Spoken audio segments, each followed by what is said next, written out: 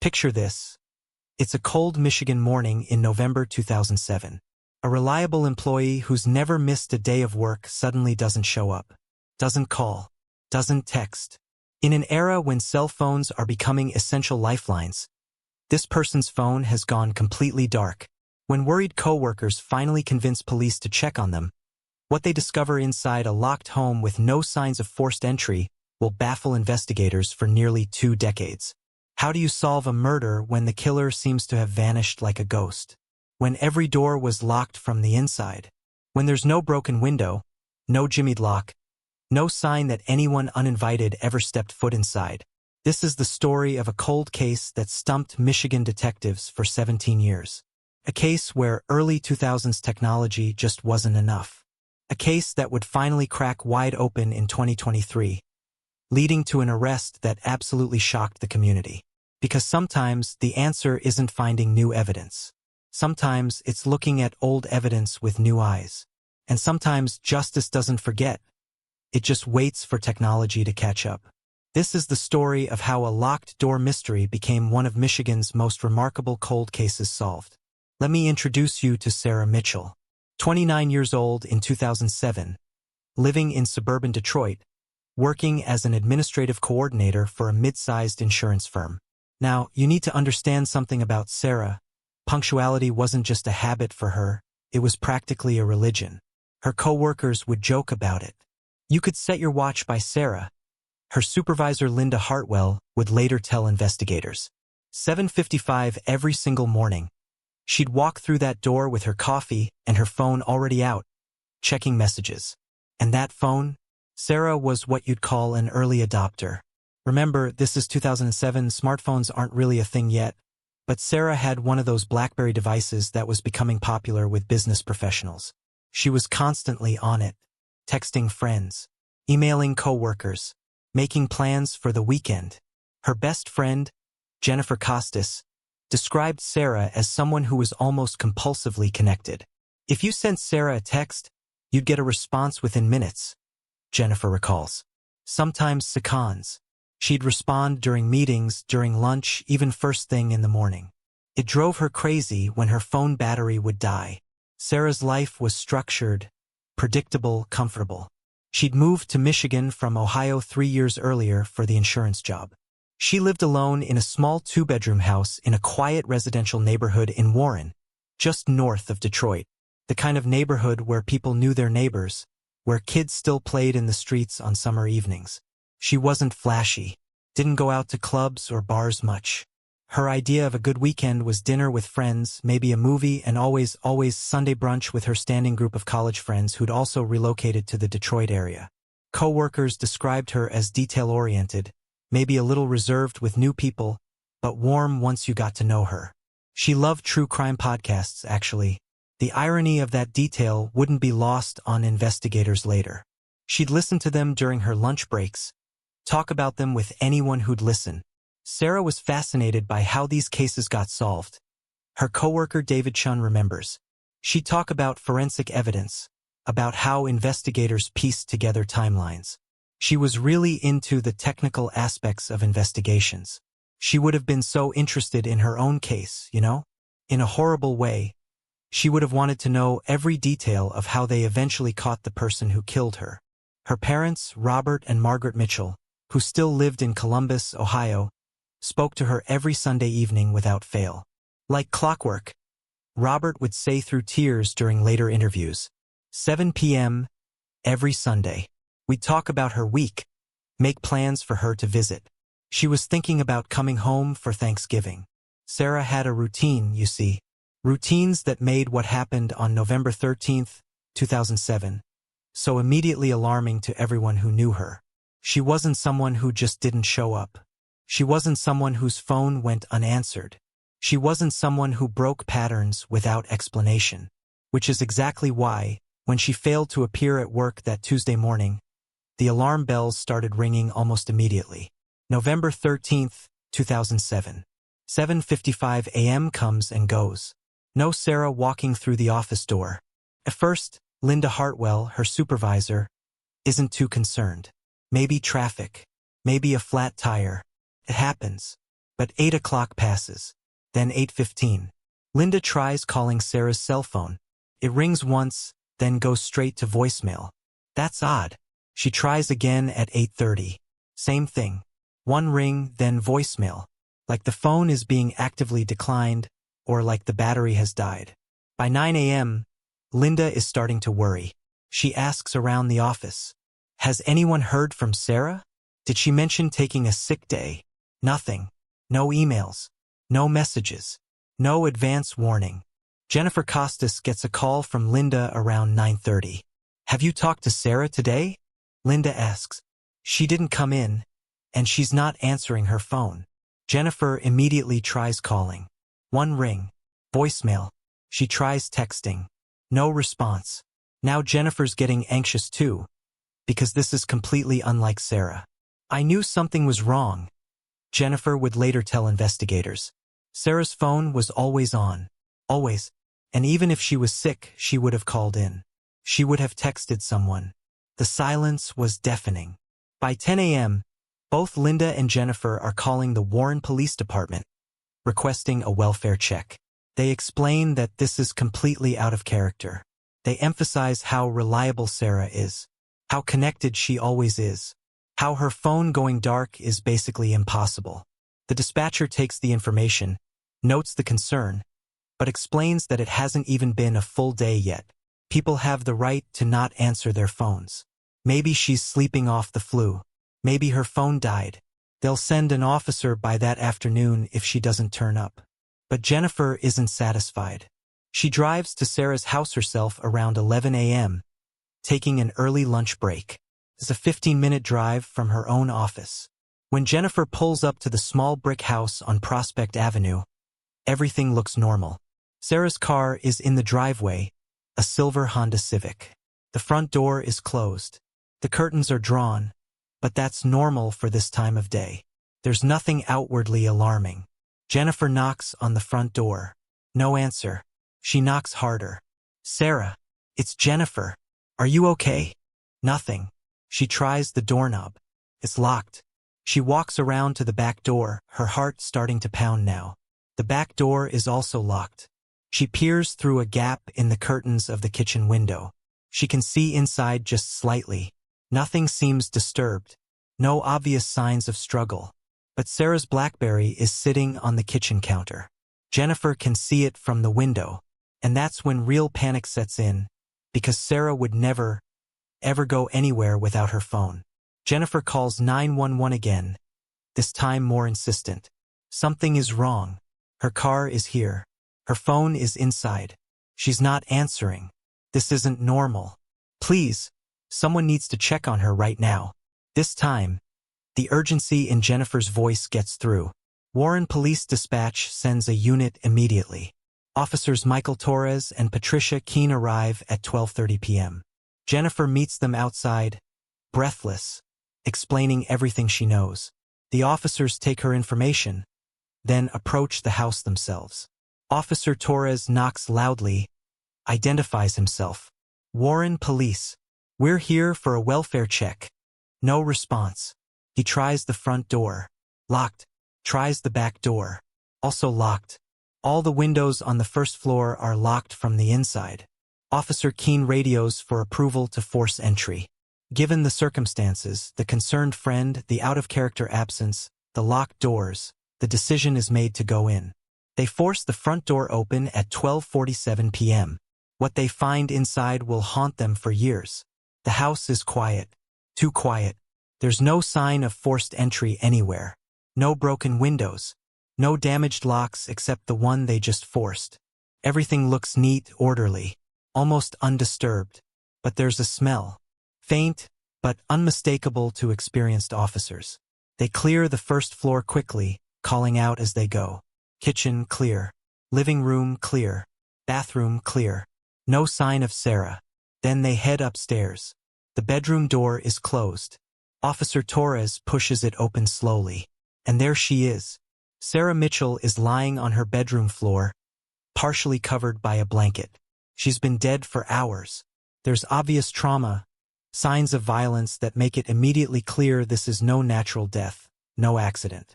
Officer Keene immediately calls it in. We have a confirmed deceased individual.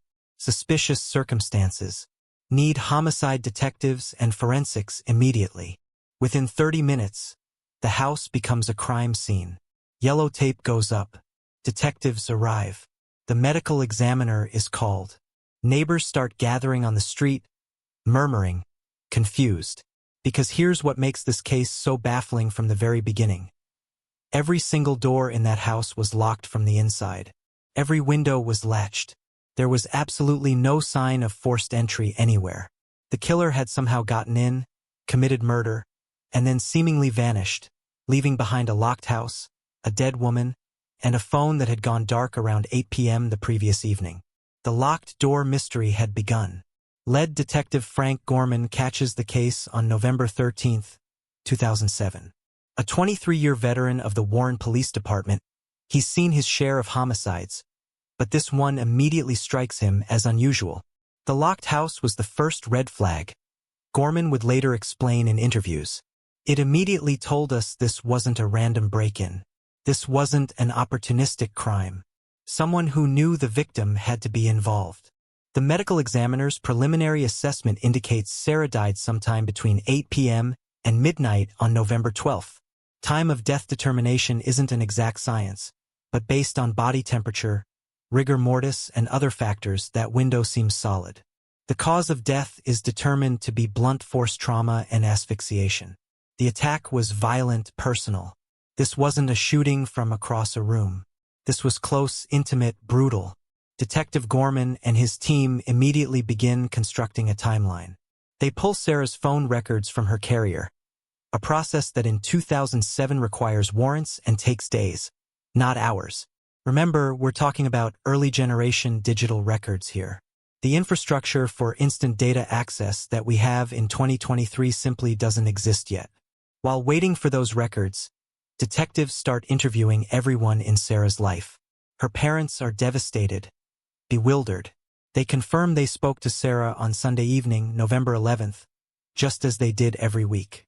She sounded normal, happy, making plans for Thanksgiving. Nothing seemed wrong. Jennifer Costas provides a detailed account of Sarah's recent activities.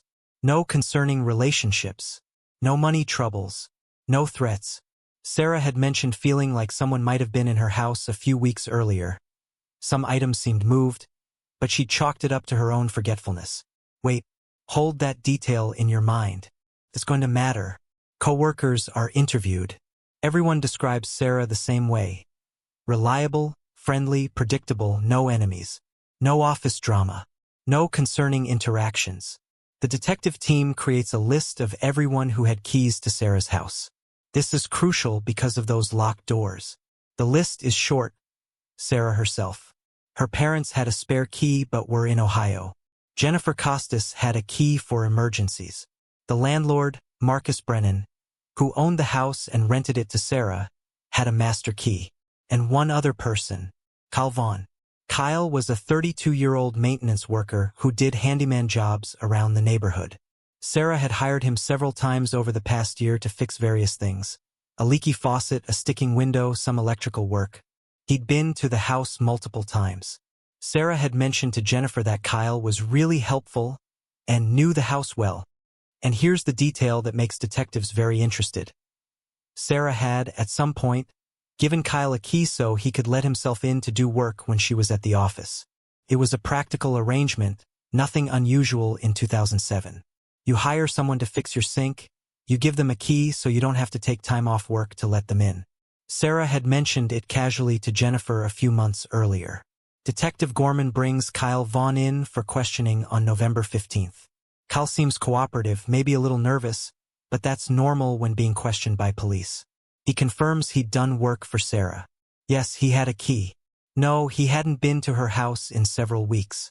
He'd last done some work for her in mid-October, maybe early November, he couldn't remember exactly.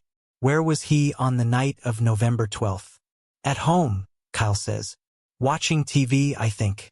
Probably fell asleep on the couch. I live alone, so no one can verify that, but that's where I was.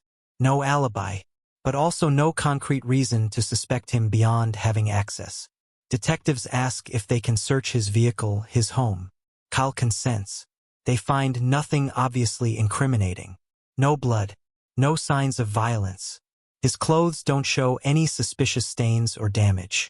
They take DNA samples from Kyle and several other people who'd been in Sarah's house, routine procedure to eliminate known individuals from the crime scene. Meanwhile, the phone records finally come back. This is where early 2000s technology both helps and hinders the investigation. Sarah's call and text records show her last outgoing communication was at 7:43 p.m. on November 12th. She sent a text message to Jennifer. "Movie Friday? Let me know." Jennifer had responded at 8:05 p.m. "Yes, my place or yours." Sarah never responded. Her phone went dark sometime between 7:43 p.m. and 8:05 p.m. But here's where 2007 technology limitations become frustrating. The cell tower data available at the time is extremely basic. Detectives can see which tower Sarah's phone pinged, indicating she was in her general neighborhood, but they can't get the kind of precise location data that would become available just a few years later. They can see that one incoming call came to Sarah's phone at 8:17 p.m. from an unknown number. The call lasted 6 seconds. Either Sarah answered and quickly hung up, or it went to voicemail and someone hung up without leaving a message. Detectives trace that number. It's a prepaid cell phone, purchased with cash at a convenience store in Detroit 3 weeks earlier. The phone had been used sparingly, just a handful of calls, all to Sarah's number, over the past few weeks. Who owned that prepaid phone? That's the question detectives desperately need answered. They pull records for that prepaid number. The calls to Sarah's phone started appearing in mid-October. Short calls. Sometimes Sarah answered, sometimes she didn't. The pattern suggests someone trying to reach her, maybe someone she didn't always want to talk to. But they can't identify the user. Prepaid phones in 2007 were essentially anonymous if you paid cash. The convenience store security footage from the purchase date had already been recorded over. Dead end. Detectives also look at Sarah's recent calls to see if anything stands out. Mostly calls to Jennifer, her parents, co-workers. A few calls to a pizza place. One call to Kyle Vaughn's number from 3 weeks earlier, probably about the handyman work. The forensic evidence from the scene is processed, but remember, this is 2007. DNA analysis is slower, more expensive, less precise than it would become. They find Sarah's DNA throughout the house, obviously. They find trace DNA from several individuals, which makes sense. People had visited her. They find partial DNA profiles that don't match anyone in the system. These unknowns get flagged for future analysis, but at the time, they don't point to anyone specific. There's no murder weapon found at the scene. No convenient fingerprints on a weapon. No security cameras in the neighborhood. Residential security cameras weren't common in 2007 like they are now. Detective Gorman interviews neighbors. Did anyone hear anything unusual Monday night? See anyone approaching Sarah's house?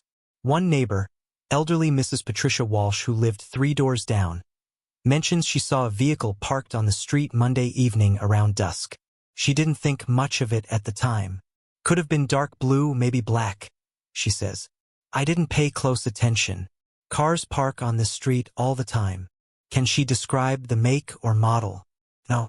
Did she see anyone get out? No. It's a frustratingly vague lead. As the investigation stretches into December 2007, Detective Gorman feels the case starting to cool. They have persons of interest but no solid suspects. They have access, the key, but no concrete evidence linking anyone to the crime. Kyle Vaughn remains the most interesting person in the investigation simply because of the key situation. But his DNA samples don't match the unknown profiles from the scene. His phone records don't show him calling Sarah that night. There's nothing definitively tying him to the murder beyond access. The prepaid phone mystery nags at Gorman. Who was calling Sarah from that untraceable number? Why did she sometimes not answer?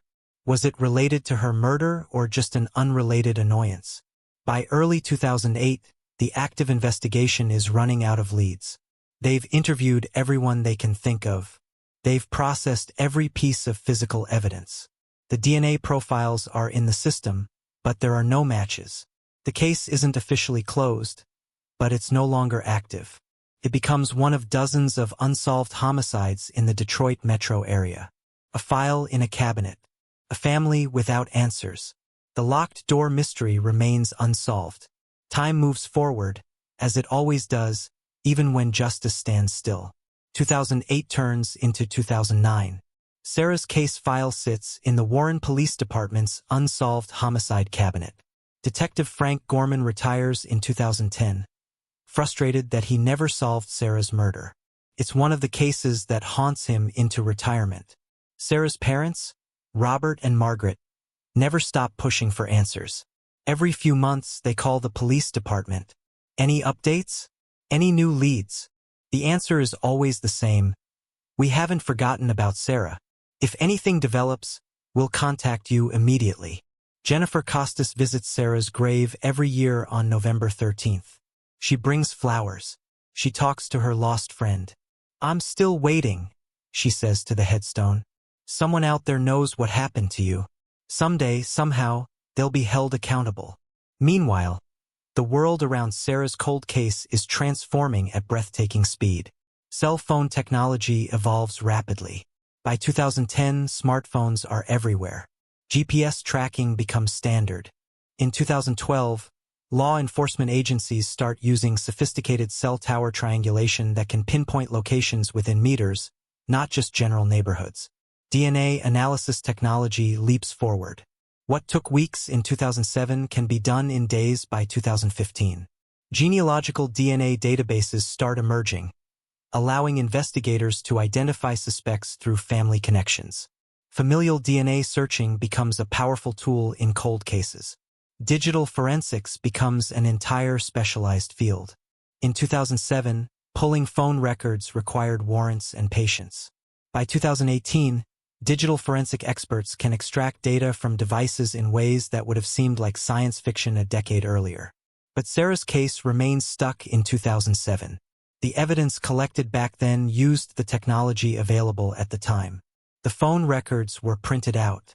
The DNA was processed with older techniques. The investigation was thorough for its era, but it was limited by that era's tools. Other cold cases in Michigan and across the country start getting solved using new technology. Detectives re-examine old evidence with modern techniques and suddenly get answers that were impossible to find years earlier. Sarah's family hears about these solved cold cases. They read articles about the Golden State Killer, caught in 2018 using genealogical DNA after evading justice for decades. They hear about cases solved by reanalyzing old cell phone data with new software. Why not Sarah? Margaret Mitchell asks in a 2019 interview with a local news station covering the anniversary of her daughter's death. Why isn't anyone looking at her case with these new tools? She deserves justice just like those other victims. The news coverage generates some renewed interest. The Warren Police Department releases a statement. The Sarah Mitchell case remains an active investigation. We are committed to pursuing any and all leads that develop. But nothing develops. Not yet. Behind the scenes, something else is happening during these cold case years that investigators won't fully understand until much later. Kyle Vaughn, the handyman who'd been a person of interest back in 2007, has continued living his life. He still does maintenance work around Warren and the surrounding communities. He gets married in 2011, has a kid in 2013. To everyone who knows him, he's just a regular guy doing regular work, living a regular life. No one suspects him of anything. The 2007 police questioning was never public knowledge. His name never appeared in news coverage. He's not looking over his shoulder.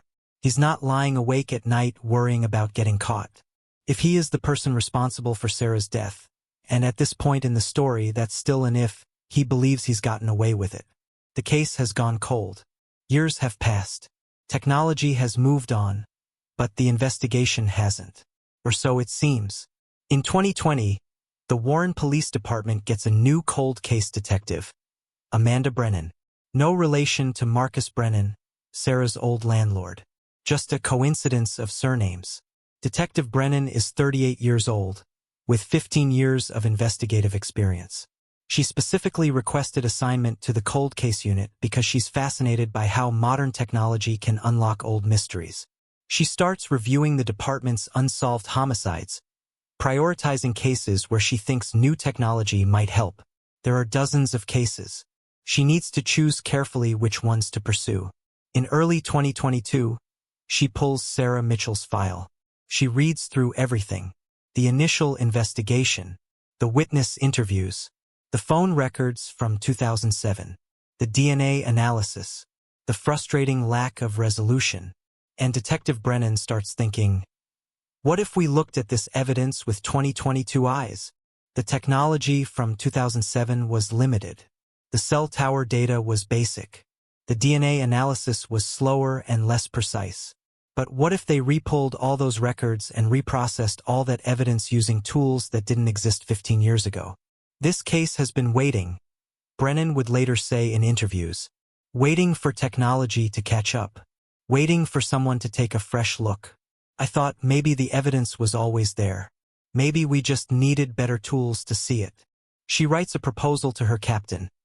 Request a full reinvestigation of the Sarah Mitchell case using modern forensic techniques and digital analysis tools. In June 2022, her captain approves the proposal. The locked door mystery is about to be unlocked. Detective Amanda Brennan starts her reinvestigation in July 2022, exactly 14 years and 8 months after Sarah Mitchell's murder. Her first step is something that would have seemed impossible in 2007. She requests a complete digital reconstruction of all cell phone activity in the area around Sarah's house on November 12, 2007. Technology has evolved to the point where telecommunications companies can now go back and reanalyze old cell tower data with modern mapping algorithms. What used to show general areas can now be refined to show much more specific locations and movement patterns. The phone company takes several weeks to compile this data, but when it comes back, it's revelation. They can now see not just that Sarah's phone was in her neighborhood, but that it was definitively at her house until it went dark at approximately 8:07 p.m. on November 12, 2007. But here's what's even more interesting. They can now track the prepaid phone, the one that had been calling Sarah in the weeks before her death, with much greater precision than was possible in 2007. The modern analysis shows that prepaid phone was physically near Sarah's house multiple times in the weeks leading up to her murder. On October 23rd, October 30th, November 5th, and November 8th, that phone was within 200 meters of Sarah's address during evening hours. Someone with that prepaid phone had been in Sarah's neighborhood repeatedly, watching, stalking, planning. Then, on November 12th, the night of the murder, that prepaid phone appears at a cell tower analysis position consistent with being right on Sarah's street between 7:55 p.m. and 8:30 p.m. The timeline crystallizes. Prepaid phone arrives in the area around 7:55 p.m. That phone calls Sarah's number at 8:17 p.m., the 6-second call in the records. Sarah's phone goes permanently dark around 8:07 p.m., which now seems like it might be the moment of the attack.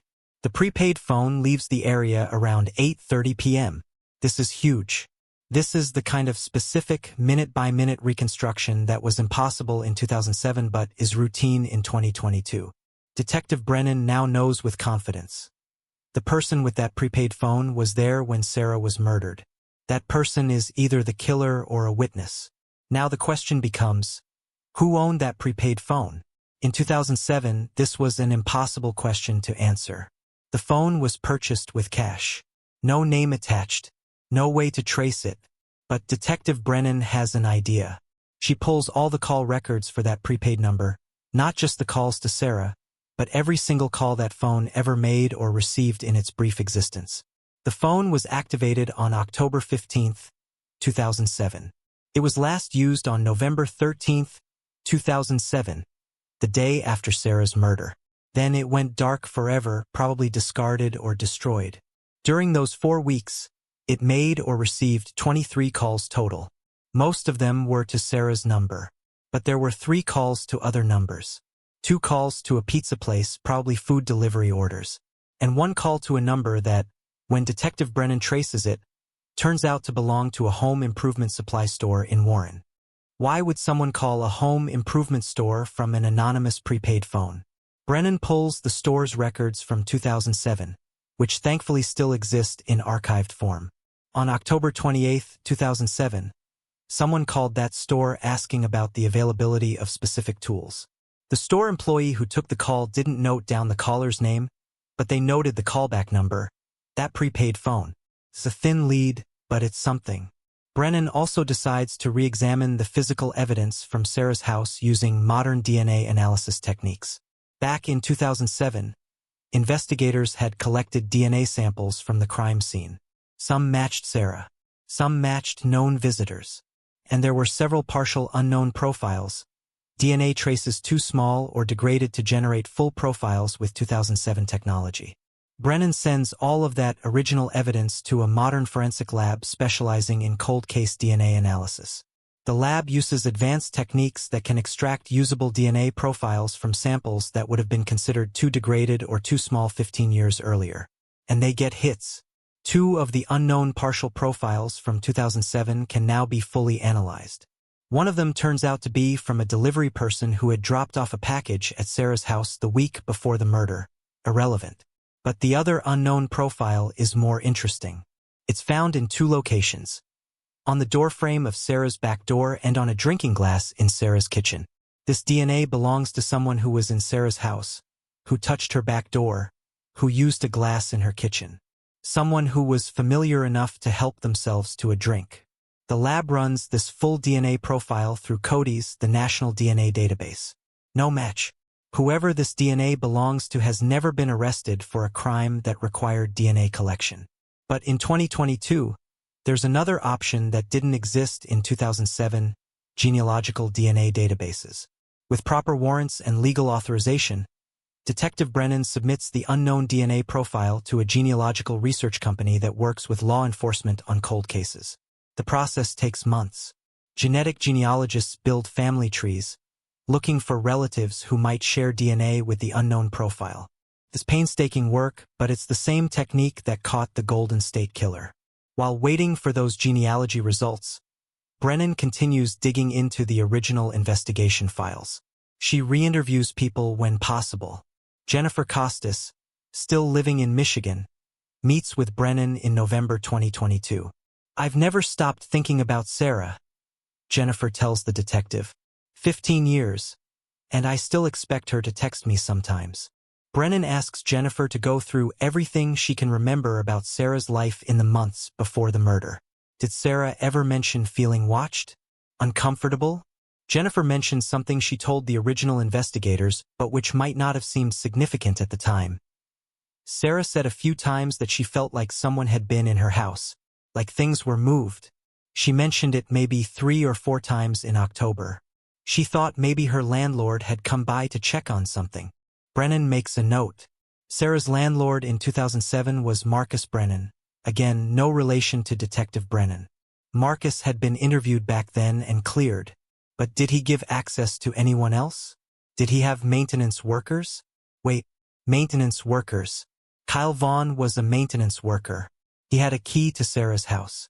But he told investigators he hadn't been to her house in weeks before the murder. But what if that wasn't true? Detective Brennan pulls Kyle Vaughn's file from the original investigation. She looks at his interview notes. He'd seemed cooperative. Nervous, but cooperative. He'd consented to a search. His DNA had been collected for elimination purposes. Hold on. His DNA had been collected for elimination purposes in 2007. That DNA had been compared against the DNA found at the scene using 2007 technology. No match was found back then. But what if the comparison wasn't precise enough? What if the unknown DNA profile that Brennan just had fully analyzed with 2022 technology is actually Kyle Vaughn's, but the 2007 technology wasn't sensitive enough to make the connection? Brennan pulls Kyle Vaughn's original DNA sample from evidence storage. She sends it to the modern lab. She asks them to compare Kyle Vaughn's 2007 DNA sample to the unknown DNA profile found on Sarah's back door frame and drinking glass, using 2022 analysis techniques. In January 2023, the results come back. It's a match. The unknown DNA on Sarah's back door frame and on the glass in her kitchen belongs to Kyle Vaughn. Kyle Vaughn, who said he hadn't been to Sarah's house in weeks before the murder. Kyle Vaughn, who had a key. Kyle Vaughn, whose DNA is at the scene. The breakthrough has arrived. With Kyle Vaughn now solidly in her sights, Detective Amanda Brennan begins building a case brick by brick using tools that simply didn't exist in 2007. First, she needs to figure out if Kyle Vaughn could have owned that prepaid phone, the one that was in Sarah's neighborhood the night of the murder. She pulls Kyle's phone records from 2007. His primary phone number shows no calls to Sarah on November 12th. But that's not surprising if he was using a prepaid phone specifically to avoid detection. What Brennan is looking for is patterns. Where was Kyle's primary phone in the weeks before Sarah's murder? The modern cell tower analysis reveals something interesting. On several of the nights when the prepaid phone was near Sarah's house, October 23rd, November 5th, November 8th, Kyle's primary phone was in the same general area. It's not definitive proof they're the same person, but it's highly suggestive. Why would Kyle's phone and the anonymous prepaid phone repeatedly be in the same location at the same times? Brennan digs deeper into Kyle Vaughn's life in 2007. She tracks down people who knew him back then. She finds his ex-girlfriend from 2007, a woman named Rachel Torres. Rachel is hesitant to talk at first, but when Brennan explains it's about a murder investigation, she opens up. Kyle was weird about that one client, Rachel recalls. I remember because it was unusual for him. He'd talk about her sometimes. Sarah, I think her name was. He'd mention how she was always home alone, how she was so trusting. It creeped me out a little, honestly. Did Kyle ever mention going to Sarah's house when she wasn't there? Rachel pauses, thinking back 15 years. Maybe? I don't know. He did handyman work for a lot of people. But I remember him mentioning her specifically more than other clients. And I remember in November 2007, right before we broke up, he was acting really strange. Anxious. On edge. When exactly in November did Rachel notice this change? Mid-November, I think. We broke up around Thanksgiving because he was being so weird and distant. I remember thinking maybe he was seeing someone else. Mid-November. Right after Sarah's murder. Brennan asks Rachel if Kyle ever owned a prepaid phone. Yeah, actually, Rachel says. He had one for a while in the fall of 2007. Said it was for work calls or something. I thought it was sketchy. Why do you need two phones, you know? What happened to that prepaid phone? I don't know. He stopped carrying it at some point. Probably threw it away. This is huge. Rachel has just confirmed that Kyle Vaughn owned a prepaid phone in the exact time frame of the anonymous calls to Sarah. Detective Brennan now has a working theory of the crime. Kyle Vaughn had been doing legitimate handyman work for Sarah Mitchell. At some point, he became obsessed with her. He used the prepaid phone to call her repeatedly, maintaining his anonymity while trying to initiate contact outside of their professional relationship. Sarah didn't always answer these calls because she didn't recognize the number, or perhaps she figured out it was Kyle and was uncomfortable. Kyle used his key to enter Sarah's house when she wasn't home, explaining why she felt like things were moved.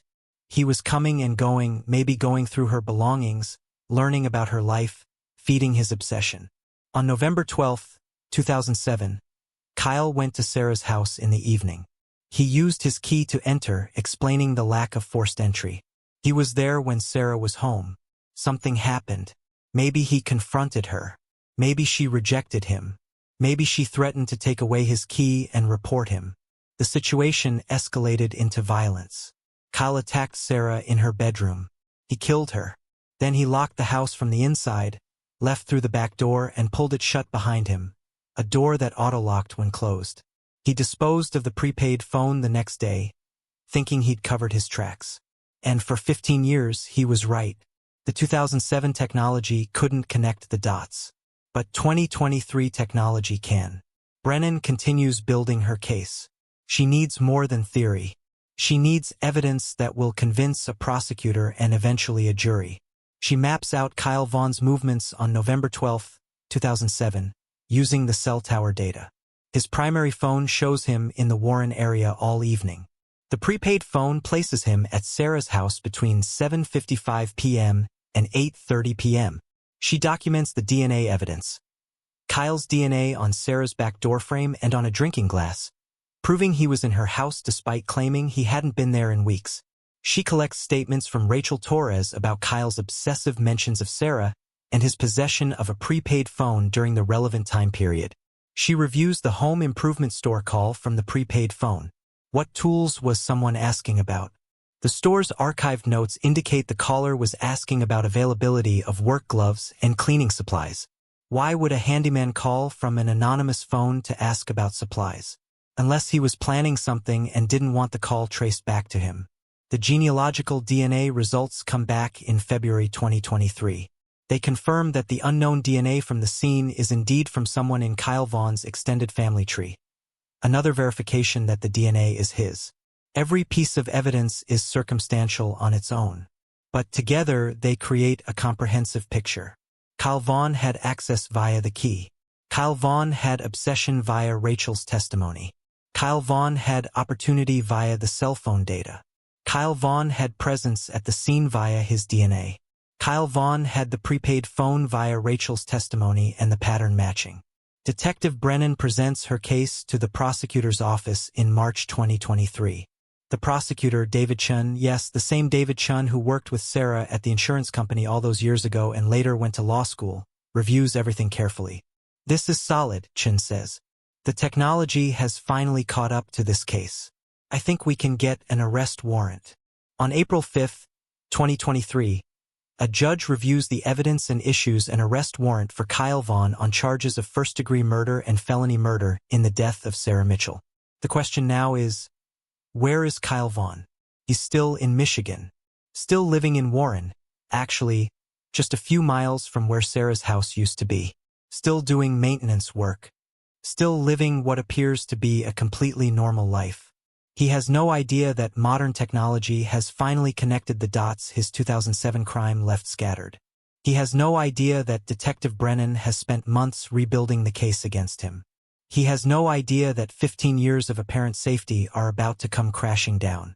The arrest is about to shock the entire community. Let's pause here and really break down the evidence that Detective Amanda Brennan assembled to solve this 17-year-old cold case. Because this is where technology and old-fashioned detective work come together in powerful ways.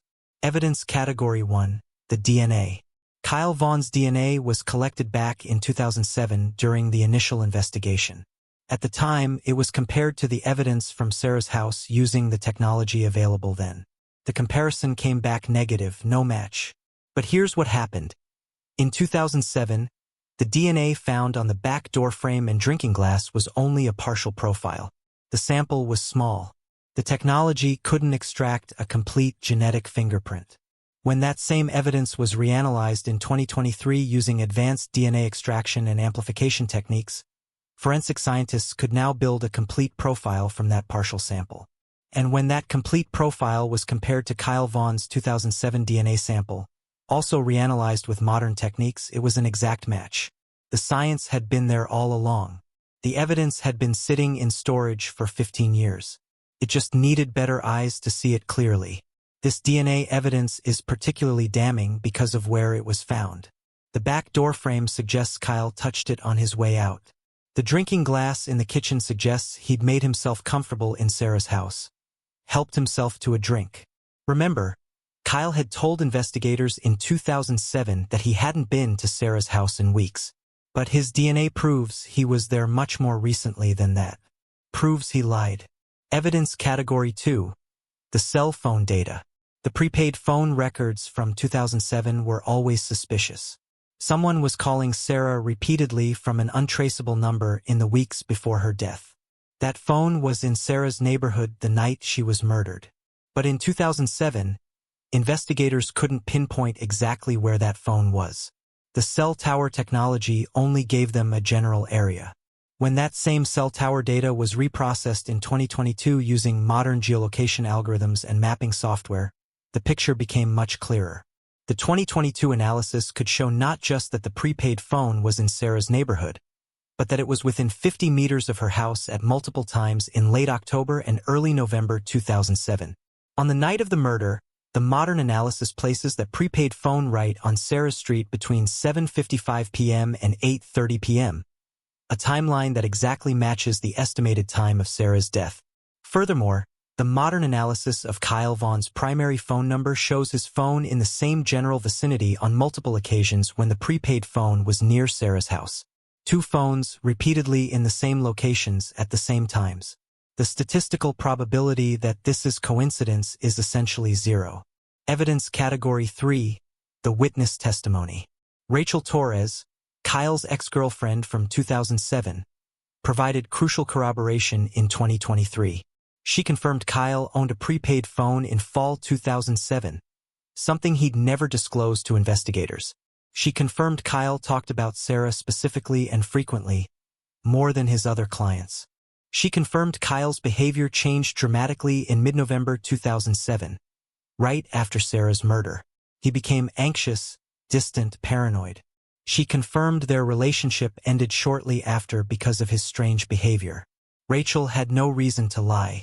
She hadn't seen or spoken to Kyle in over 15 years. She wasn't involved in the crime. She was simply providing honest recollection of events from 2007. Her testimony corroborates the physical evidence and provides motive. Obsession. Evidence Category 4. The pattern of deception. Kyle told investigators in 2007 that he hadn't been to Sarah's house in weeks before her murder. His DNA proves that was a lie. Kyle never mentioned owning a prepaid phone. Rachel's testimony and the circumstantial cell tower evidence prove he did own one during the relevant time period. Kyle claimed to have no specific knowledge of Sarah's personal life beyond professional interaction. Rachel's testimony about his frequent mentions of Sarah suggests he was far more interested in her than he let on. These lies aren't just about covering up embarrassing behavior. These are lies designed to distance himself from a murder scene and from a victim. Evidence Category 5. The opportunity and access. Kyle had legitimate access to Sarah's house via the key she'd given him for handyman work. This explains the lack of forced entry, the detail that baffled investigators from day one. Kyle knew Sarah's routine because he'd been to her house multiple times. He knew she lived alone. He knew her vulnerabilities. The call from the prepaid phone to the home improvement store asking about gloves and cleaning supplies suggests premeditation. Why would someone need to anonymously inquire about those items unless planning something criminal? When you lay out all 5 categories of evidence together, the picture is overwhelming. Kyle Vaughn had access. Kyle Vaughn had obsession. Kyle Vaughn had opportunity. Kyle Vaughn was at the scene. Kyle Vaughn lied repeatedly. Kyle Vaughn's behavior changed immediately after the murder. Kyle Vaughn's DNA is at the scene. Kyle Vaughn's phone data places him there. Any one piece of evidence might be explained away, but all of them together, they form an unbreakable chain connecting Kyle Vaughn to Sarah Mitchell's murder. The 2007 investigation couldn't see this complete picture because the technology wasn't there yet. The DNA analysis wasn't sensitive enough. The cell phone tracking wasn't precise enough. The databases and algorithms didn't exist.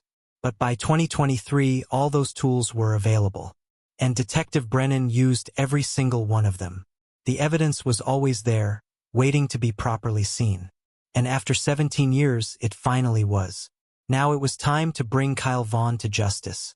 April 11th, 2023, 6:15 in the morning. Kyle Vaughn is sleeping in his modest house in Warren, Michigan, when he hears loud knocking on his door. "Police! We have a warrant!" Kyle stumbles out of bed, confused. His wife, who has no idea what's about to happen, goes to the door first. Detective Amanda Brennan is standing there with 4 uniformed officers. She holds up the arrest warrant. "We're here for Kyle Vaughn." Kyle comes to the door, still half asleep. "What's this about?" "Kyle Vaughn, you're under arrest for the murder of Sarah Mitchell. Please step outside and place your hands behind your back." For a moment, Kyle just stands there, the color draining from his face. 15 years and 5 months have passed since Sarah's death. He thought he was safe. He thought the case was cold, forgotten. What? He stammers. "You have the right to remain silent." Detective Brennan begins reciting Miranda rights as officers move to handcuff him. "Anything you say can and will be used against you in a court of law." Kyle's wife is crying, bewildered. "There's been a mistake," she keeps saying. "He didn't do anything." Neighbors are starting to emerge from their houses, drawn by the commotion. Police vehicles with lights flashing. Officers escorting a handcuffed man to a patrol car. The arrest happens quickly. Kyle is transported to the Warren Police Department. He's processed, fingerprinted, photographed. The reality is sinking in now. In the interrogation room, Kyle initially says he wants to speak to an attorney. Smart move legally. Detective Brennan advises him that's his right. But before the attorney arrives, Kyle makes one statement. "I didn't kill anyone. I want that on record. I didn't do this." Detective Brennan responds calmly. "Your DNA was found at the crime scene. Your cell phone data places you there. We have witnesses who describe your obsession with the victim. We have evidence of your deception to investigators. You can talk to us now or wait for your attorney, but the evidence speaks for itself." Kyle goes quiet. The Warren Police Department holds a press conference that afternoon. The announcement sends shockwaves through the community. Sarah's parents, now in their 70s, watch the press conference from their home in Ohio via livestream. Margaret Mitchell is crying. Robert Mitchell holds her hand, his own eyes wet with tears. After 17 years, he says to the camera crew that's come to their house for reaction footage. 17 years of waiting, wondering, hoping. We knew this day would come. We never gave up believing that whoever took our daughter from us would face justice. Jennifer Costas, Sarah's best friend, issues a statement. "Sarah was one of the most trusting, kind people I've ever known. To think that someone she helped, someone she gave a key to her home, someone she trusted with access to her life, betrayed her in the worst way imaginable. It's devastating. But I'm grateful that modern science and dedicated investigators have finally given us answers." The local news runs the story prominently. Arrest made in 2007 cold case murder. Handyman charged after DNA breakthrough. The community reaction is shock. People who knew Kyle Vaughn in 2023, his current clients, his neighbors, his wife's family, can't believe it. He seems so normal, so ordinary. He's been living among them for years, working in their homes, attending neighborhood events. "He fixed my sink last year," one neighbor tells a reporter. "He was in my house. He seemed like a nice guy." It's terrifying to think. That's the thing about many killers. They don't look like monsters. They look like everyone else. They blend in. They go about their lives. And sometimes they get away with it for years, decades even, because no one suspects the ordinary person living an ordinary life. But technology eventually catches up. Kyle Vaughn is formally charged with first-degree premeditated murder and felony murder. The prosecutor's office announces they will seek a sentence of life without parole. The preliminary hearing is scheduled for June 2023. At that hearing, prosecutors will present enough evidence to convince a judge there's probable cause to proceed to trial. Kyle posts bond $500,000, which his family somehow manages to scrape together, and is released pending trial with electronic monitoring. He's not allowed to leave Michigan. He must surrender his passport. He's not allowed to contact anyone associated with Sarah Mitchell. While awaiting trial, Kyle maintains his innocence publicly. His attorney releases a statement. "Mr. Vaughn did not commit this crime. He had a professional relationship with Ms. Mitchell years ago. The presence of his DNA can be explained by his legitimate work in her home. The cell phone evidence is circumstantial. We look forward to presenting our case in court. But behind the scenes, the evidence is overwhelming. Kyle's attorney knows it. Prosecutors know it. Even Kyle, sitting at home with an ankle monitor, probably knows it. The question isn't whether the evidence is strong. The question is whether a jury will see it the same way investigators do. The trial is set for February 2024, almost exactly 16 years and 3 months after Sarah Mitchell's murder. Justice delayed, but not denied. The trial of Kyle Vaughn begins on February 20th, 2024, in Macomb County Circuit Court. The courtroom is packed. Sarah's parents are there every single day, sitting in the front row behind the prosecution. Jennifer Costas is there. Former co-workers who remember Sarah. Members of the community who followed this cold case for years.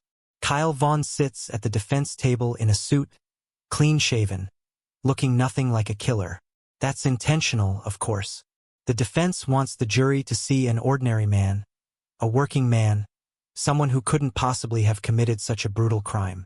The jury selection takes 3 days. The prosecution and defense want people who can handle complex DNA and cell phone evidence, who can follow detailed timelines, who can weigh circumstantial evidence fairly.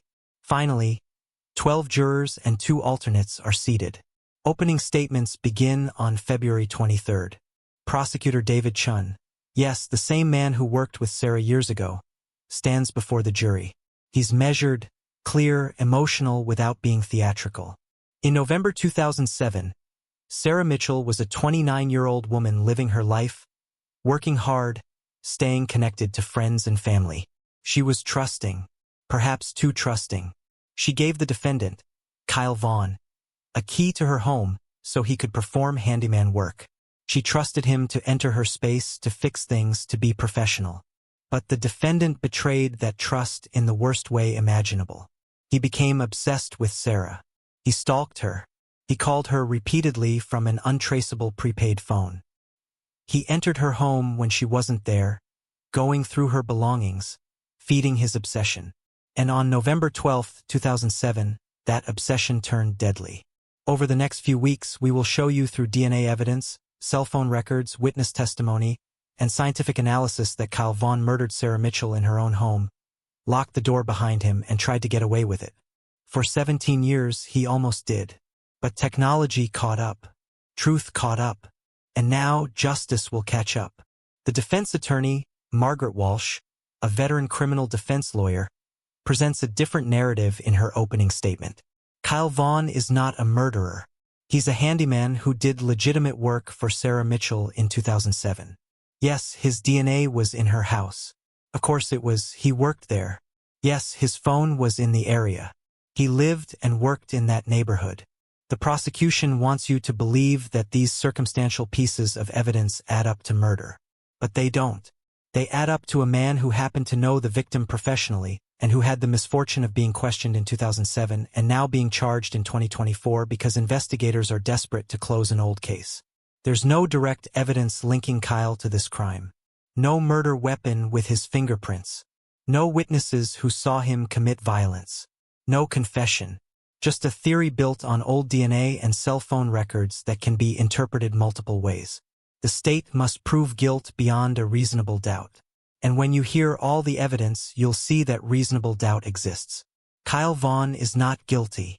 The trial proceeds witness by witness, piece of evidence by piece of evidence. Detective Amanda Brennan testifies for 2 full days.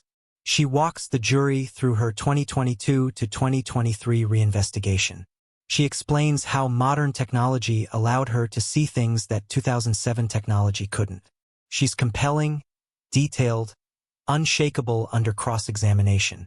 The defense tries to suggest she's biased, that she needed to solve an old case to make her career. But Brennan doesn't take the bait. I reopened this case because I believed modern science could provide answers, she says calmly. And it did. The evidence speaks for itself. I just followed where it led. The DNA expert testifies next. Dr. Patricia Lee, a forensic geneticist with 20 years of experience, explains the DNA evidence in terms the jury can understand. She shows how the 2007 analysis of the evidence was limited by the technology of that time. She shows how the 2023 reanalysis using advanced techniques produced a complete DNA profile. She presents statistical analysis. The probability that the DNA on Sarah's doorframe and drinking glass belongs to someone other than Kyle Vaughn is approximately 1 in 800 trillion. To put that in perspective, Dr. Lee says, that's more than 100 times the entire human population of Earth. This DNA is Kyle Vaughn's. There is no reasonable scientific doubt. The defense attorney tries to cast doubt on the chain of custody, suggesting the evidence might have been contaminated over 17 years of storage. But Dr. Lee is prepared. She shows meticulous documentation of how the evidence was stored, sealed, and handled. No contamination, no errors. The cell phone expert testifies for a day and a half. Thomas Rodriguez, a digital forensic specialist, walks the jury through the cell tower analysis. He presents maps showing the location of cell towers in Warren in 2007. He shows the data from Kyle's phone and from the prepaid phone. He demonstrates the modern geolocation analysis that places the prepaid phone at Sarah's house the night of the murder. The prepaid phone was here. He points to a spot on the map, within 50 meters of Sarah Mitchell's residence, between 7:55 p.m. and 8:30 p.m. on November 12, 2007. That's not a general area. That's a specific location. He shows the pattern of both phones appearing in the same locations on multiple dates. The mathematical probability of two different individuals' phones coincidentally being in the same specific locations on 5 separate occasions over a 3-week period is astronomically small. These phones were being carried by the same person. The defense tries to argue the cell tower data isn't precise enough, that 50 meters could be anywhere on the block. But Rodriguez has anticipated this. He shows that Sarah's house was the only residence within the margin of error. Any other location on the block would have shown different cell tower pings. Rachel Torres testifies, Kyle's ex-girlfriend from 2007. She's nervous. Testifying is hard, especially about someone you used to care about, but she's honest. She confirms Kyle owned a prepaid phone in fall 2007. She confirms he talked about Sarah frequently and obsessively. She confirms his behavior changed dramatically after Sarah's death. He was paranoid, Rachel says. Jumpy. He kept asking if I'd talked to anyone about him. He broke up with me right before Thanksgiving. Said he needed space. I thought he was seeing someone else. But now I think he was scared. The defense tries to discredit Rachel, suggesting she's making things up or misremembering after all these years. But Rachel doesn't waver. I remember because it was weird behavior. It stood out. I've thought about that time period a lot over the years, especially after I learned what happened to that woman. You don't forget things like that. Jennifer Costas testifies about Sarah's final weeks, about how Sarah mentioned feeling like someone had been in her house, about how Sarah was getting calls from a number she didn't recognize. Did Sarah seem afraid? The prosecutor asks. Not afraid exactly, Jennifer says. More unsettled. Like something wasn't quite right, but she couldn't put her finger on it. I wish I'd pushed her more to change her locks or report it. I wish I'd told her to be more careful about who had keys to her house. The medical examiner who performed Sarah's autopsy in 2007 testifies about the cause of death, the brutality of the attack, the close-quarters nature of the violence.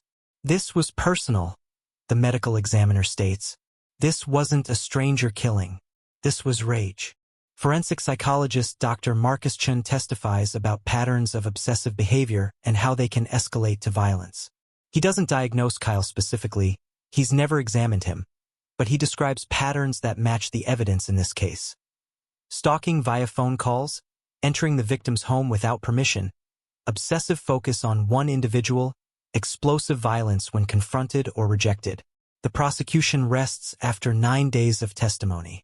The defense calls their own witnesses, a different DNA expert who raises questions about the statistical analysis, a different cell phone expert who suggests the geolocation isn't as precise as the prosecution claims. But neither can definitively contradict the prosecution's evidence. They can only suggest alternative interpretations that seem far less likely. Kyle Vaughn does not testify. His attorney advises against it. There's too much risk. But his silence hangs over the courtroom. The jury notices. They always notice. Closing arguments begin on March 7, 2024. Prosecutor Chen walks the jury through every piece of evidence one more time, showing how they all point to the same conclusion. 17 years ago, Sarah Mitchell was murdered by someone she trusted, someone who had a key to her home, someone who was obsessed with her, someone whose DNA and phone data and pattern of lies all point to his guilt. That someone is Kyle Vaughn. Don't let the passage of time create doubt. Don't let the complexity of the science confuse you. Follow the evidence. It leads to one person and one person only.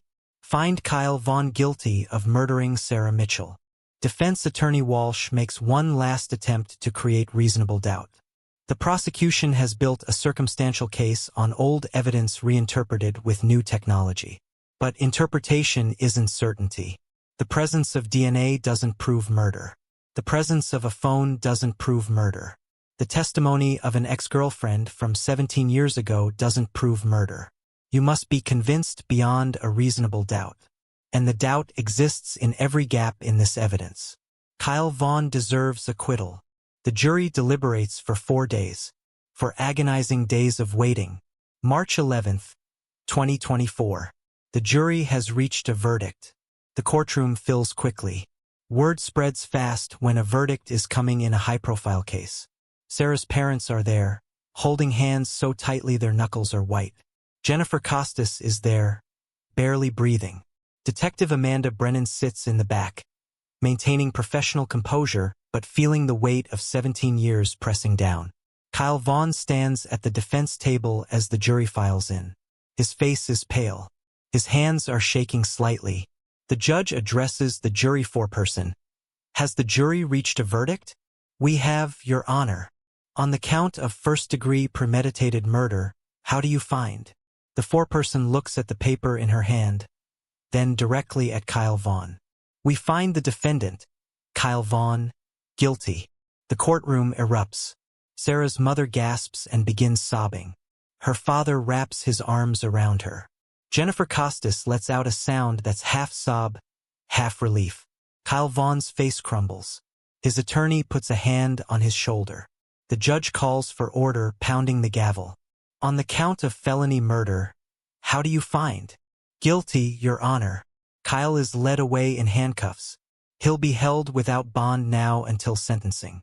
Outside the courthouse, Sarah's parents speak to the gathered media, their voices shaking with emotion.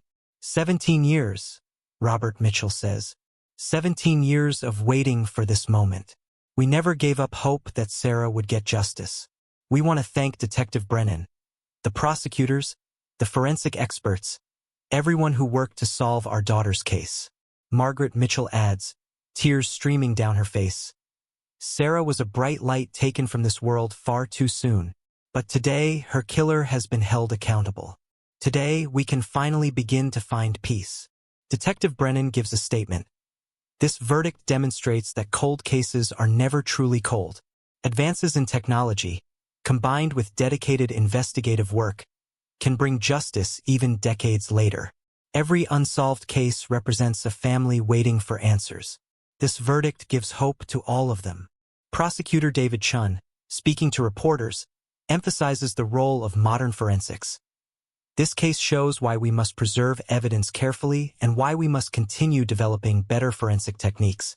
The evidence that convicted Kyle Vaughn was collected in 2007, but it took 2023 technology to fully understand it. Justice waited for science to catch up. The sentencing hearing is scheduled for April 2024. At that hearing, the impact of Sarah's murder is laid bare. Sarah's mother reads a victim impact statement that brings the entire courtroom to tears. Sarah was my only child, my baby. She was supposed to outlive me. She was supposed to have a family of her own, a career, a full life. Instead, she's been gone for 17 years. 17 years of birthdays missed. 17 years of holidays with an empty chair. 17 years of wondering if her killer would ever face justice. Kyle Vaughn didn't just take Sarah's life. He took my future grandchildren. He took my husband's peace of mind. He took decades of memories we should have made. And for 17 years, he lived free. He got married. He had a child. He celebrated holidays and birthdays while we grieved. That makes his crime even more unforgivable. I ask this court to ensure Kyle Vaughn never walks free again. Let him spend the rest of his life knowing what he took from us, knowing that justice finally caught up to him. Jennifer Costas also speaks. Sarah was my best friend, my person, the one I called when something good happened or something bad happened. For 17 years, I've had to process life without that person. There's a Sarah-shaped hole in my life that can never be filled. I think about all the moments she missed. She never got to see social media really take off. She would have loved Instagram. She never got to see smartphones become what they are now. She would have been so into the technology. She never got to travel all the places she dreamed of going. All because Kyle Vaughn decided his obsession mattered more than her life. Kyle Vaughn is given the opportunity to speak. For the first time in the trial, he addresses the court directly. "I'm sorry for the Mitchell family's loss," he says, his voice barely above a whisper. "I didn't do this. I didn't kill Sarah. I understand the evidence looks bad, but I'm innocent. I hope someday the truth comes out." It's a weak statement, unconvincing. He's maintaining innocence, but there's no passion in it, no real conviction. It sounds hollow. The judge, the Honorable Patricia Reynolds, addresses Kyle before sentencing. "Mr. Vaughn, a jury of your peers heard all the evidence in this case and found you guilty beyond a reasonable doubt of murdering Sarah Mitchell. The evidence against you was overwhelming: DNA, cell phone records, witness testimony, patterns of deception. You betrayed Sarah Mitchell's trust in the worst possible way. She allowed you into her home, into her life, and you repaid that trust with violence and death.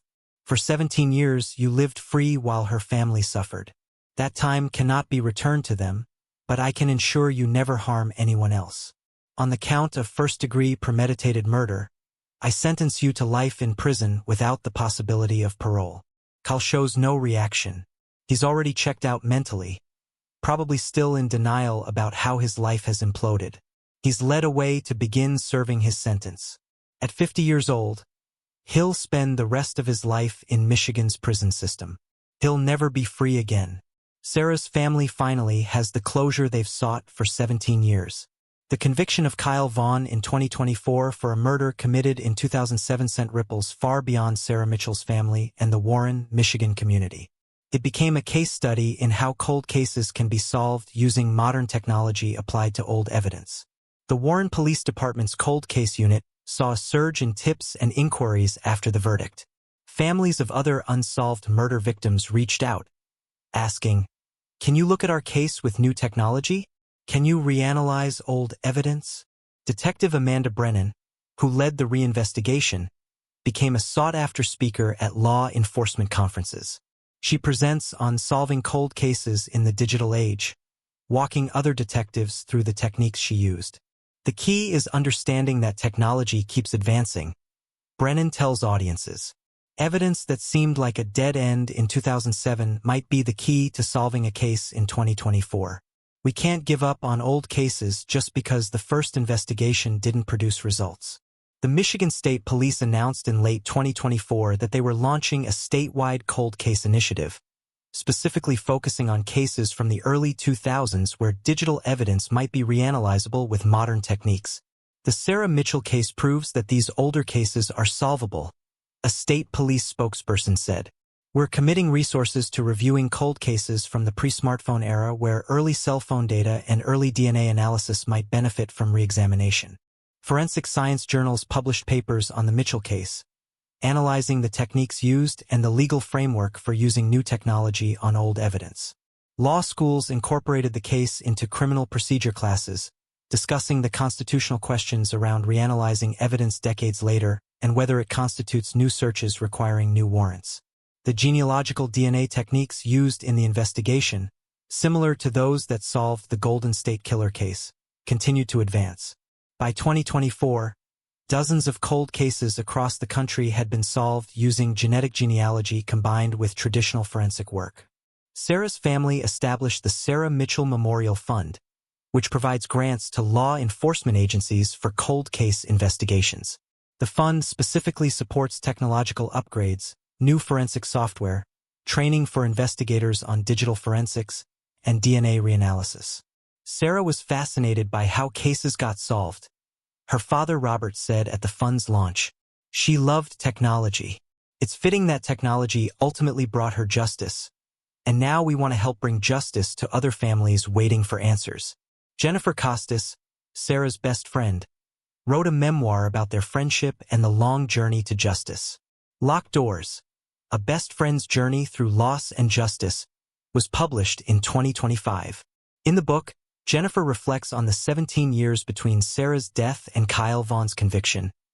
"For so long, I felt stuck in November 2007, like time had frozen the moment Sarah died. The investigation hitting a dead end made that feeling worse, like we were all suspended in this awful moment with no resolution, no movement forward. When Kyle was finally arrested in 2023, it felt like time started moving again. We could grieve properly. We could remember Sarah for her life, not just her death. The case also sparked discussions about key security and home safety. Security experts pointed to Sarah's case as a cautionary tale about giving keys to service workers without proper vetting or security measures. Home security companies developed new protocols for key management, recommending that homeowners use smart locks with temporary access codes rather than physical keys when allowing contractors into homes. The local community where Sarah lived held a memorial service on the 20th anniversary of her death in 2027. Hundreds attended, including people who never knew Sarah but were moved by her story. Detective Frank Gorman, who investigated Sarah's case initially in 2007 and retired without solving it, attended the memorial. He was elderly now, in his 70s, but he made the trip. "I never forgot Sarah," Gorman said to the assembled crowd. "Her case haunted me through my retirement. When I heard Detective Brennan had solved it using new technology, I cried. I was so grateful that what I couldn't accomplish, someone else could." Sarah deserved that justice. Amanda Brennan and Frank Gorman embraced after the service, two detectives separated by nearly 2 decades but connected by their commitment to the same victim. "You did good work in 2007, Brennan told Gorman. "You collected the right evidence. You just didn't have the tools to fully analyze it yet. But you gave me the foundation I needed." This was a team effort across time. For Kyle Vaughn, life in prison is a stark contrast to the freedom he enjoyed for 17 years after murdering Sarah. He filed an appeal in 2025, arguing that the use of new technology on old evidence violated his rights. The Michigan Court of Appeals rejected the argument, ruling that reanalyzing existing evidence with better techniques doesn't constitute a new search and doesn't require new warrants. The appeal was denied. His conviction stands. He's housed in a maximum security facility where he'll spend the rest of his natural life. No parole, no second chance, no escape from the consequences of what he did in November 2007. Sarah's grave in Columbus, Ohio, now has an updated marker.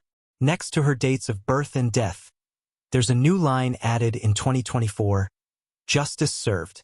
Her parents visit regularly. They're in their late 70s now, grateful they lived long enough to see their daughter's killer convicted. "We can rest now," Margaret Mitchell said in a 2025 interview. "Not easy, not without pain, but with peace. We know Sarah's story didn't end in 2007 with unanswered questions.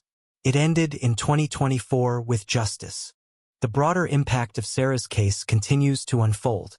As of 2025, the Michigan Cold Case Initiative, inspired by her case, has reopened investigations into 47 unsolved murders from the 2000s. 7 of those cases have been solved using similar techniques: reanalyzed DNA, reprocessed cell phone data, and modern forensic technology applied to old evidence. 7 families have gotten answers. 7 killers have been brought to justice. All because Sarah's case proved it was possible. That's Sarah Mitchell's legacy now. Not just a victim, but a catalyst for change. Not just a sad story, but a hopeful one. Not just a cold case solved, but a blueprint for solving others. So that's the story of Sarah Mitchell. A reliable Michigan employee who went to work every day, stayed connected to friends and family, and had her life violently taken at just 29 years old. A case that stumped investigators in 2007 because the technology of that era simply wasn't advanced enough to connect all the dots. A cold case that stayed cold for 17 years while technology raced forward and the world changed around it. And finally, a solved case that demonstrates the power of persistence, modern forensic science, and the commitment to never giving up on victims who deserve justice. The locked door mystery that seemed impossible to solve had a simple answer all along. Someone with a key committed the crime. But proving it took nearly 2 decades of technological advancement. Kyle Vaughn thought he'd gotten away with murder. For 17 years, he was right. He lived a normal life, unafraid, unsuspected, free. But technology caught up. DNA analysis became more sensitive. Cell phone tracking became more precise. Investigative techniques evolved. And a dedicated detective named Amanda Brennan decided Sarah's case deserved another look. The result: An arrest that shocked the community in 2023, a conviction in 2024, and a life sentence that ensures Kyle Vaughn will never harm anyone again. Sarah's family waited 17 years for that outcome. 17 years of grief, of wondering, of hoping. But they never gave up believing justice would eventually come. And it did. This case offers several important lessons. First, evidence preservation matters. The DNA and phone records collected in 2007 were carefully stored and maintained, allowing them to be reanalyzed years later with better technology. Without that careful preservation, this case might never have been solved. Second, cold cases are never truly cold. They're just waiting for the right combination of technology, resources, and dedicated investigators to bring them back to life. Third, justice delayed is not the same as justice denied. Took 17 years, but Sarah Mitchell got her day in court. Her killer was held accountable. That matters. Fourth, obsession and stalking are serious warning signs. Sarah felt like someone had been in her house. She was getting unwanted calls. These weren't just uncomfortable situations, they were precursors to violence. If someone in your life shows these behaviors, take them seriously. And finally, families of victims never stop waiting for answers. The Mitchell family spent 17 years in limbo, unable to fully grieve or move forward. When Kyle Vaughn was finally convicted, they could begin to heal. Every unsolved case represents a family in that same painful limbo. As of 2025, there are thousands of cold cases across America. Thousands of families waiting for answers. Thousands of victims who deserve justice. Sarah Mitchell's case shows that those answers can come, even decades later. Technology keeps advancing. Investigative techniques keep improving. And dedicated law enforcement professionals keep working these cases, refusing to let victims be forgotten. If you have any information about any unsolved case, whether it's from last year or last decade, please come forward. Your tip, no matter how small it seems, could be the piece that finally solves the puzzle. It could bring a family the closure they desperately need. Cold cases get solved because people care enough to keep investigating, to keep innovating, to keep pushing for truth. Detective Amanda Brennan cared enough to take another look at a 17-year-old case. The forensic scientists cared enough to develop better technology. Sarah's family cared enough to never stop demanding answers. And because all those people cared, Sarah Mitchell finally got justice. Remember her name. Remember her story. And remember that no case is ever truly cold. It's just waiting for its moment. This has been the story of a Michigan cold case that shocked a community when it was finally solved after 17 years. A story of locked doors and found keys. Of old evidence and new technology. Of patience and persistence and ultimately of justice. Rest in peace, Sarah Mitchell. Your story has been told. Your killer has been held accountable. And your legacy lives on in the cold cases that continue to be solved because investigators refuse to give up. Thank you for listening to this deep dive into the Sarah Mitchell case. If you found this story compelling, please share it with others who appreciate true crime stories that focus on the investigation, the evidence, and the pursuit of justice. Until next time, remember, someone out there knows something about an unsolved case. Maybe that someone is you. Speak up. You could be the reason a family finally gets the answers they've been waiting for. Stay safe, stay aware, and never forget that justice, though sometimes delayed, never forgets.